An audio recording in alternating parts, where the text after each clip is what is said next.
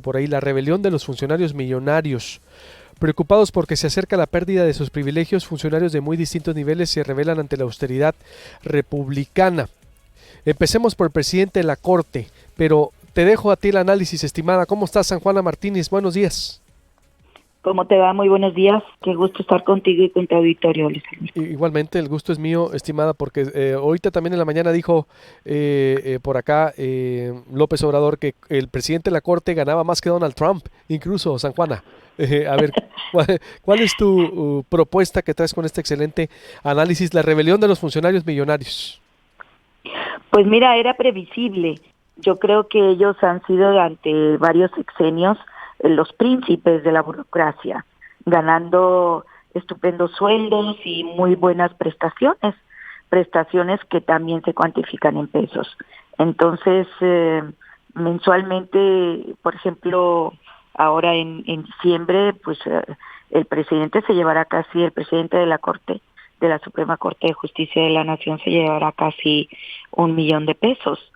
Yo creo que saben que este ritmo y estas percepciones pues iban a cambiar y tenían que cambiar después de la reforma del artículo 127 para que pues nadie gane más que el presidente, lo que había anunciado Andrés Manuel López Obrador. Entonces era previsible que se rebelaran, era previsible que echaran abajo esa posibilidad desde su quehacer judicial, pero bueno, todavía quedan varias instancias para saber si realmente seguirán ganando esos sueldos millonarios.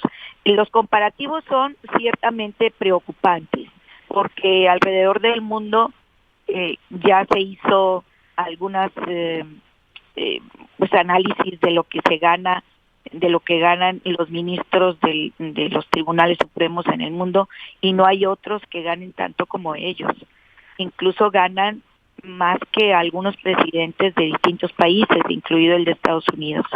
Entonces, ¿cuál es el argumento aquí? Inicialmente se había dicho que estos sueldos eran super sueldos millonarios para evitar la corrupción del Poder Judicial.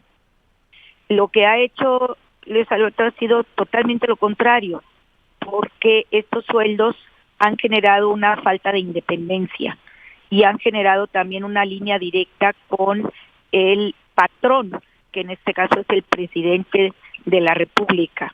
Difícilmente estos elementos del Poder Judicial le dirán que no a la línea del Ejecutivo, porque estarían mordiendo la mano de quien les da de comer, ¿no? Entonces hemos visto realmente, Luis Alberto, una dependencia en decisiones judiciales muy polémicas, una dependencia, una línea directa hacia los intereses del Ejecutivo, y pues por eso han sido seriamente criticados, porque los sueldos millonarios, en lugar de garantizar una independencia y también pues de ser ciertamente una garantía para que no exista corrupción, pues ha sido lo contrario. Entonces, no podemos sustentar millonarios sueldos en base a que eso evita la corrupción. Eso ya es corrupción, eso ya es cohecho, el hecho de aceptar o de exigir sueldos millonarios en un país con 70 millones de pobres, Luis Alberto. Totalmente. Haces una alusión, dices, cabe recordar que el ministro Aguilar Morales llegó a la Corte, el presidente, gracias a la influencia de Felipe Calderón en el 2009, en diciembre, ¿es así? Así es. Bueno, tú sabes que se aplican ternas y Ajá, que exactamente. Ujú. no hay independencia. O sea, incluso hoy en día, ¿no? Que se le ha criticado también a López Obrador esta terna que acaba de presentar. Él ha dicho que no va a haber línea y que será los senadores, verdad, el poder legislativo quien decida finalmente entre todos los grupos quién va a ser el nuevo miembro de la Suprema Corte de Justicia de la Nación. Y por eso hay toda una campaña de organizaciones no gubernamentales, como tú habrás visto, para que no exista una terna del próximo miembro o ministro de la Suprema Corte de Justicia de la Nación, pues con línea, ¿verdad? Se está pidiendo independencia y se está pidiendo otro tipo de elección que hasta ahorita no se ha logrado. Él fue el que inventó el famoso pago extra a los ministros que se llama pago por riesgo, como dices también así. ¿De qué se trata ese? Pues mira, se cree, en ese momento Felipe Calderón consideró que era importante garantizar la seguridad de los ministros. Y entonces incluyó, creó, inventó este sobresueldo o este bono, como le quieran llamar, por riesgo, bueno, por peligrosidad, ¿verdad? Lo que se le llama tal cual. Pero pues difícilmente, o sea, aquí en la historia de este país, en la democracia reciente, no se matan a los jueces ni a los ministros de la Suprema Corte de Justicia. En Colombia, por ejemplo, quiero recordarte que durante todo el proceso contra la corrupción existió un proceso que se llamaba los jueces sin rostro, y también contra el narcotráfico, porque se estaba asesinando a los jueces por ese compromiso con la justicia. Pero aquí, pues aquí se mata a los periodistas, no se mata a los jueces.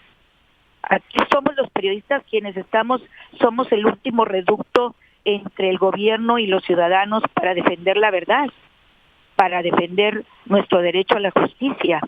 En realidad, pues cuántas decisiones polémicas de los jueces en torno al narcotráfico existen, decenas, cientos, en donde el narcomenudista o el jefe de plaza o el narcotraficante entra por una puerta y sale por otra de prisión, precisamente por la alta corrupción que existe en el Poder Judicial.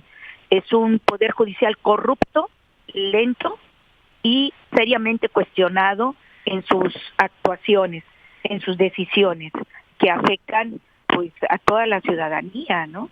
Entonces, todavía si dijeras, se trata de un Poder Judicial estrictamente profesional, decente, honesto, que ha demostrado ese valor para enfrentarse a sus decisiones judiciales en torno al narcotráfico, oye, pues ya hubiera disminuido este gran flagelo que tenemos, que es el tráfico de drogas, ¿no? Y los grandes capos que andan libres en este país, ¿no? O sea, tenemos salarios de primer mundo con resultados de tercer mundo, San Juana. Es decir, totalmente de acuerdo. hay que decirlo. Totalmente de acuerdo. Y aparte salarios de primer mundo con un pueblo pobre, porque recordemos que hay 70 millones de pobres, 28 millones de los cuales no tienen que comer. O sea, es obsceno que en un país con este nivel de pobreza tengamos un poder judicial millonario en sus sueldos y en sus percepciones, porque recordemos que no es solamente el sueldo, recordemos que se les paga, pues se les paga los escoltas, el vehículo blindado, se les paga el servicio de gastos médicos mayores, se les paga incluso un bono para lentes, se les paga la peluquería, los cocineros. O sea, estamos hablando verdaderamente de cosas inaceptables. En una democracia real, no existe esto en otro país. Ya se hizo esa investigación, ya se está haciendo la comparativa, como te digo, no existe eso. O sea, el hecho de que ayer la Suprema Corte de Justicia tuiteara que no reciben 600,000, bueno, no son 600,000, son 598,000, o sea, es igual, porque a eso hay que añadirle las prestaciones que elevan ese monto a nivel mensual. Anualmente se está llevando el presidente casi 5 millones de pesos. Claro. Eso es realmente el salario bruto que está recibiendo. Entonces, ¿cómo le va a convenir a este señor pues ganar 100,000 pesos menos que el presidente? Obviamente no le conviene. ¿Cuál será la solución? Pues veremos. Se habla también, es importante decirlo, de esta invasión de los poderes que no se debe de hacer desde el Ejecutivo hacia el Poder Judicial. Bueno, yo creo que aquí no hay tal, o sea, Andrés Manuel López Obrador ha dicho, yo voy a respetar ¿verdad?, lo que está haciendo las decisiones judiciales. Pero aquí quedan otros caminos para lograr que estos señores dejen de tener sueldos millonarios. Y seguramente vamos a ver de manera interesante, periodísticamente hablando, todo este desarrollo que todavía le quedan unas semanas o un par de meses, mi querido Luis Alberto. Totalmente. Y ya por último te digo cómo procesar esta información que como Benito Nasif, que gana 678,000 pesos, un juez le concedió suspensión para que no se le baje el sueldo. Y a Benito, un académico, el creador del monitor legislativo, es decir, fue mi maestro en el CIDE, y a quien la verdad respeto mucho, pero digo, pues que no se le baje el sueldo, 178,000 pesos la mitad, o que se te bajen 30,000, no sé, hasta pelear por eso, como pasa algo aquí en Sonora con los pensionados de Listezón, exdelegados de gobernación o exmagistrados que ganaban también 180,000 pesos de pensión, ganan, imagínate, es decir, es un problema nacional de concebir un nivel de vida muy superior y que pues que no se meta nadie contigo, o San Juana, es decir... Claro, yo creo que todo esto que estamos viviendo es inédito.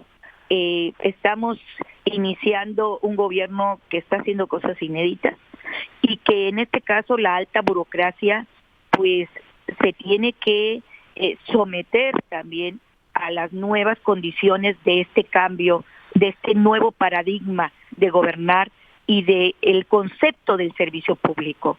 Son funcionarios, son nuestros empleados. Nosotros decidimos cuánto les queremos pagar, no son ellos quienes deciden cuánto deben ganar. Entonces, la puerta está muy grande, ¿verdad? Hay mucha gente desempleada, gente valiosísima que moriría por un puesto de trabajo de esta naturaleza, con un sueldo como los nuevos sueldos, ¿verdad? Menos de 100,000 pesos, que es lo que gana el presidente.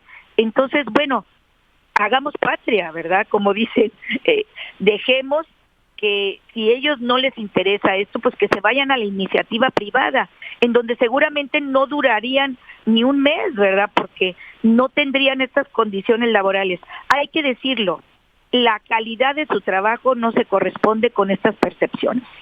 Totalmente. Si tuviéramos una alta burocracia entregando un nivel de trabajo de excelencia, pues seguramente estaríamos hablando de otra historia, pero no es así. Entonces creo que es importante que todos los ciudadanos nos impliquemos y que exijamos el fin de estos sueldos millonarios de la alta burocracia. Ya llegó el momento. Plenamente. Afortunadamente. Plenamente. Te mando un abrazo, San Juana Martínez, y estamos en contacto, como siempre, dándole seguimiento a tu trabajo, y estamos en contacto, estimadísima. Un abrazo, muchísimo gusto de estar contigo y con tu auditorio. Buen día. Igualmente, San Juana Martínez, escritor y periodista interesante, se pone ahí. ¿Qué opina usted? Corte y vuelvo, los impuestos en Sonora.